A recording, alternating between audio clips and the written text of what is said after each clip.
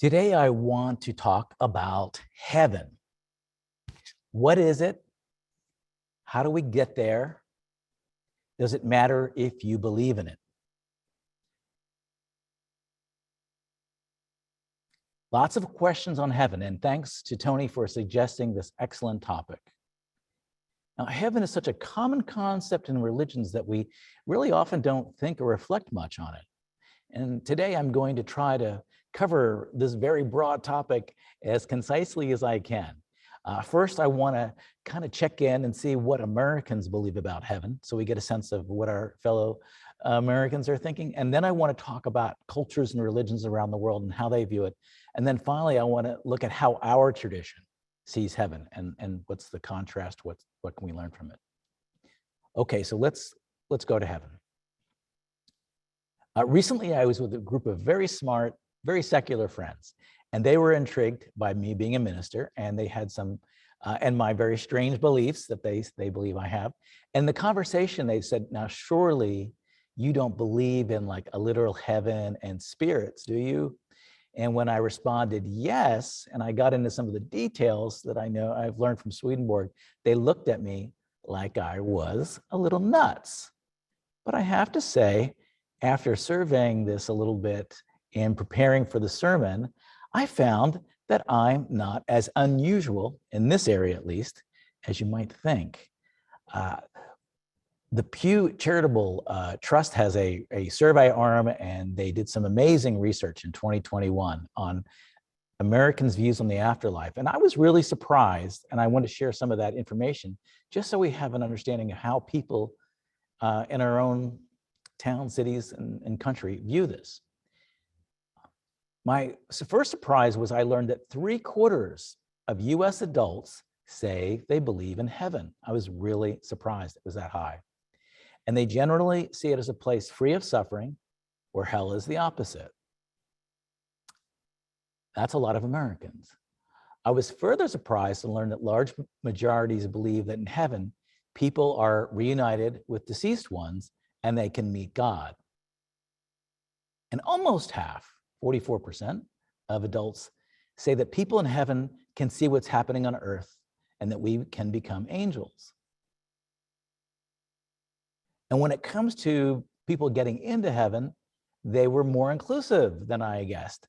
39% of Americans say that people who do not believe in God can go to heaven. Most of those saying only Christians get into heaven were evangelical Protestants, and that was 71%. Again, another surprising thing that I learned was a large majority of Americans say that you can be connected with those who died. It was a very high number. 7 out of 10 Americans said it's possible to feel the presence of someone who has died. And about half of all Americans say that living people can be helped by those who passed over and communicate with them in some way. And 44% said they have actually felt the presence of someone who has died. So my big takeaways from this data about our fellow countrymen was, first, in our very secular world right now, a lot of people believe in heaven. I was surprised that almost half of Americans also had some sort of experience connecting to someone who has died. So I guess my views on heaven weren't as weird as my friends thought. But looking around the world, the belief in heaven actually drops. Different cultures, different religions. And in one poll, a Reuters poll, globally, 51% of people around the globe believe in an afterlife. But 23% globally believe that you just cease to exist when you die. So it seems like America is a much more heaven-thinking country, and the world a little less so. So I thought that was just kind of an interesting view of where others are. And like I said, I was very surprised by these findings. Now, heaven plays out in a lot of world religions and civilizations, and it's a very common belief. It's different, though, wherever you go. It's Traditionally, if I said to you right now, point to me where heaven is, you'd point up. If I said, where's hell, you'd point down. We have these ancient worldviews that heaven is above us, hell is below us, and that is a very, very common throughout ancient religions. You might remember there's a story in the Bible called the Tower of Babel. And what were they doing in that story? They were trying to build a tower that could climb up to be with God. So God was seen as up, hell was seen as down. So that's a very common view in world religions. And across religions, the Norse religions have Valhalla, the Greeks had Mount Olympus, the Romans had the Elysian Fields. In Confucianism, there's a theme that heaven is governed by a divine ruler and minor gods exist to punish evildoers. And Hinduism, there's funeral rites that ensure that when the spirit is deceased, it ascends to the world of the fathers. Buddhism describes beautiful gardens and precious stones that you might come to through many reincarnations into a celestial realm. And the ancient Egyptians with the pyramids and the hieroglyphics and the tombs and so forth had one of the most complex views of heaven and the afterlife. And they saw it in the shape of a divine cow. What I found when I was looking at all these faiths that they had in common is usually heaven, as part of afterlife, reflects what the culture sees as the highest good. So for people who are endlessly been working and working and working, particularly in the fields and exhausting lives, in their cultures, very often, heaven is seen as a land of plenty, and it's seen as a place of relaxation. So that's a very common view among a lot of people today. It's like you'll get your eternal rest in heaven. Religions have often used this location of heaven or hell as a way to keep people in line. If you don't obey the rules, you'll go to hell. If you are in our group, in our religion, you'll go to heaven. So it's often used combined with some fear and scare tactics to keep people in the faith. Judaism, which of course has so many connections with Christianity, were built on Judaism. You know that we have an Old Testament and a New Testament, and the Old Testament is the Jewish scriptures. So we're very, very much connected. And in Judaism, there's much less talk of heaven or the afterlife. It's generally seen that heaven is God's realm and earth is humanity's realm. There's a Psalm 115 that says, the heavens are the Lord's, but earth is given to human beings. So it's sort of different spaces. And in Judaism, there's one description of a three-story structure. God dwells in heaven, but also in the temple in Jerusalem. And then there's a place on earth, which is the temple. And then there's Sheol, which is an underworld. And it seems like that place is outside of God's control. But there's references in the Old Testament to heaven.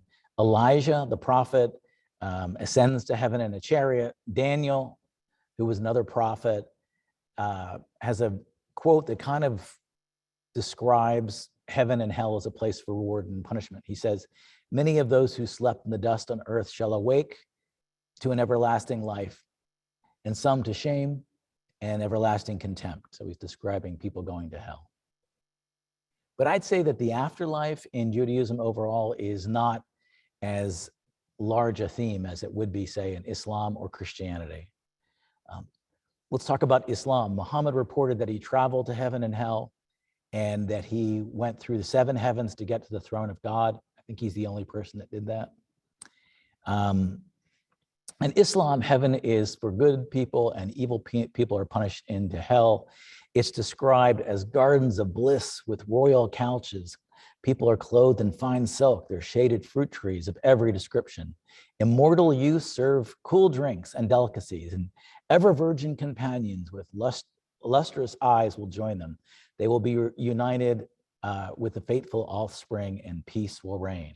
So it's a very peaceful, happy place. Well, how about Christianity? What's Christianity's view? Like all faiths, Christianity has a lot of different views on heaven and hell, but primarily Christianity inherits the Jewish views of heaven, and we see that in Jesus' teachings. In the text today, we saw that Jesus talked to the thief on the cross, and he says, I'll be with you in paradise today. So I'll be with you in heaven. So it was understood by people at that time that there was a place you went to when you die called paradise or heaven. In the Lord's Prayer that we pray every week, you'll all be familiar with that line that we say, let your will be done on earth as it is in heaven. So there are different places. But the place in Jesus, in the Gospels, that might be the most vivid description of heaven and hell is the parable of Lazarus. And that parable is about a beggar who begs at the temple gates every day, and Lazarus is a rich man who walks through and ignores him every day, and very materialistic, very rich, and has no time for helping anybody but himself. And in the afterlife, we have the beggar is in a state of heaven with Abraham, and the rich man is in hell. And he literally says, please go back and warn my brothers about living a good life. And he's told that even warning them now won't change the way they are. They're too focused on themselves. So that's a very interesting story about that brings heaven and hell into focus in Jesus' time. So Jesus describes paradise and heaven, and later the Christian church, as it got started, as I mentioned, started using heaven and hell, I would say in many ways as an organizational tool. It was a way to say that if you don't follow these rituals, if you don't follow our faith, you don't get into heaven. If you don't join us, you go to hell. So the fear of hell is very common in Christian churches. Heaven is seen as a very narrow path that most people fail to get on, and everybody else goes to hell. And we saw that in the Pew data, where 71% of evangelical Christians today believe that non-Christians would not get into heaven. So I've talked about these various faiths, trying to understand, what is heaven? How do different people see it? But how about our tradition? Now, in our tradition, it's a very mystical Christian tradition. Swedenborg is a mystic who has visions of heaven and hell, and he wrote a whole book on it. So it's very hard for me to condense what he wrote, but it was a very popular book, and still very popular. It's his most popular book because you can just pick it up and pick up a chapter and look up a certain topic and go right there. You don't have to read the whole book. And it describes heaven and hell in great detail. So what did he describe, and how was it different from the church of his day? Well, it was quite different, the heaven and hell he described, from what Christianity was teaching in that time. First, Christians of that time often believed, and many do today, that at death, your body goes into the ground and your soul only rises up with that body on a judgment day in the future. So people don't go to heaven right away. They wait till a final judgment. So Swedenborg said that's not what he experienced. People move directly to a spiritual world directly after death. So that was quite different. The church of his day, and some people believe it today, taught that children who weren't baptized go to hell or a purgatory or a middle state. So that's one reason that if you had a baby and the baby was sick, you'd quickly get the priest in there to bless it, because if you didn't, the child would go to hell. So in our tradition, again, Swedenborg says, no, all children go directly to heaven, and they're actually taken care of by angels, and it's quite beautiful.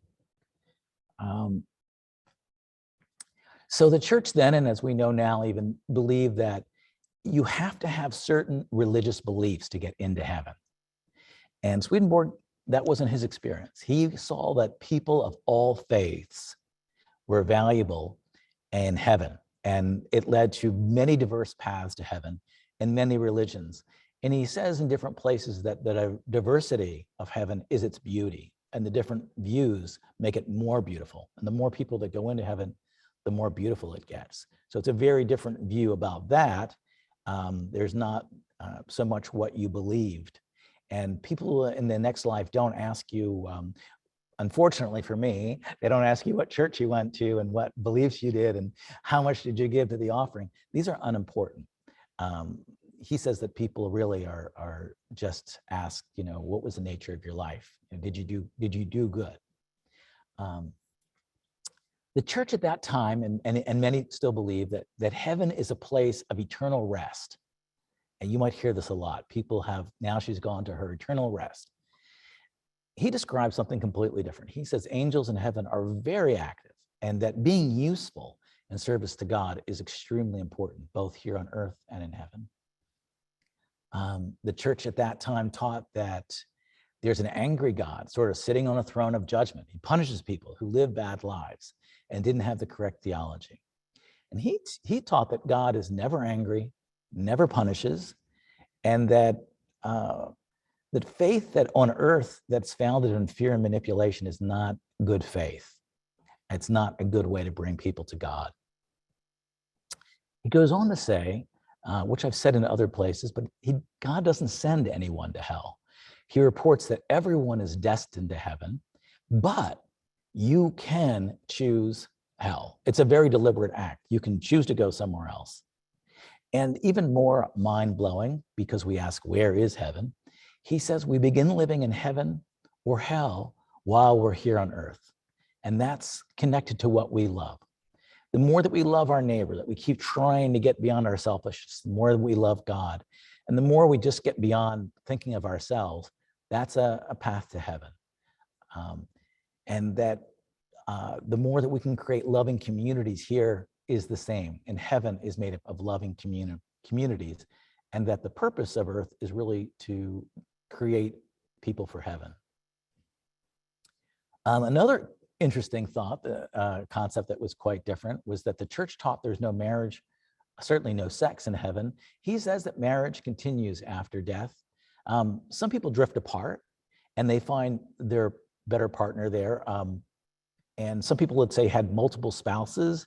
They can spend time deciding who they want to be with or with none of those people. But there are very often soulmates, that you have a soulmate that you can spend time with in heaven. But it's not, sometimes it's not the person that you did what you spent time with on earth. I thought that was interesting. So on a lot of these topics, you can see Swedenborg's insights and his visions were quite different from the church of his day and many of the views of the church today. They reflect a loving God in heaven that really, when we die, it's the most beautiful, loving transition, and there's nothing to be feared. What was interesting to me was when I looked at the Pew survey data, Americans in their viewpoints were more and more aligned with what Swedenborg had described and less with what the church had described many, many years ago. Now, since that time and since his time of being on earth, Swedenborg, there's a whole field now of near-death experiences. If you're interested in it, I encourage you to, Google around, look at YouTube. There's a lot of people who have had near-death experiences. There's whole books on it. And, some I think some are frauds, to be blunt, and they've been proven to be so, but there's very common themes. And when you look at those, I think more and more, it's almost like science is backing up these teachings of life after death, because the stories are very similar. People talk about traveling to another space, feeling love. There's a review, not a judgment, but a review of your life. And this is sort of common across people of different faiths. So I think that we're coming to a greater understanding of heaven as humanity evolves. Okay, so one question is, does it really matter that you believe in heaven? Is that important? Do you need to believe in it now? And the answer might surprise you, is not really. You don't need to believe in heaven. Believing in heaven or not doesn't impact your ability to go there. What you believe is less important than what you do.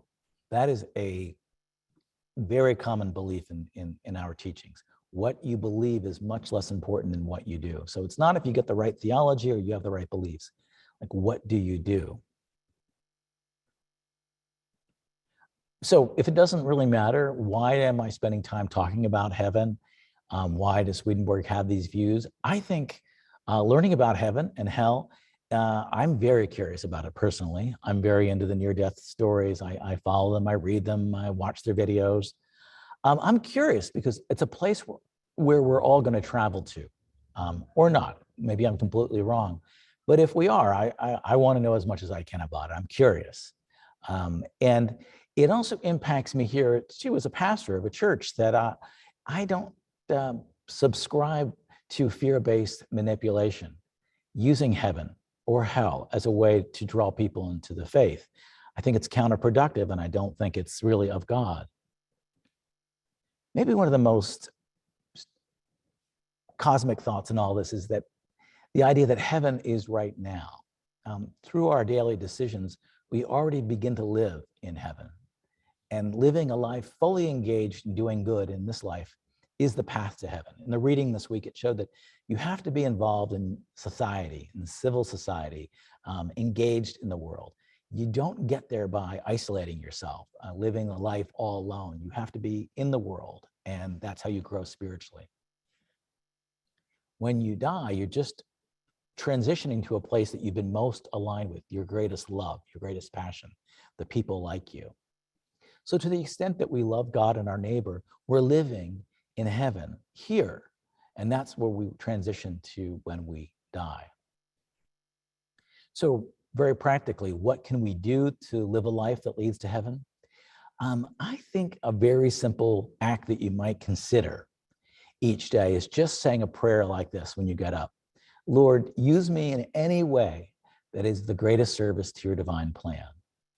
Or maybe you could use the prayer of St. Francis, which I love so much, where he says, make me an instrument of your peace. If you pray that prayer in all earnest and honesty and you're sincere about it, opportunities to do good and serve others will present themselves to you. When they do, act on them. Seek ways to be useful and of service to the common good. This is the path to heaven. So where is heaven? Well, Jesus told us that one. He said, behold, the kingdom of God is within you. We move toward heaven by looking within, developing our inner life and engaging in our outer life and our daily activities. When we do this, we are beginning our life in heaven. Amen.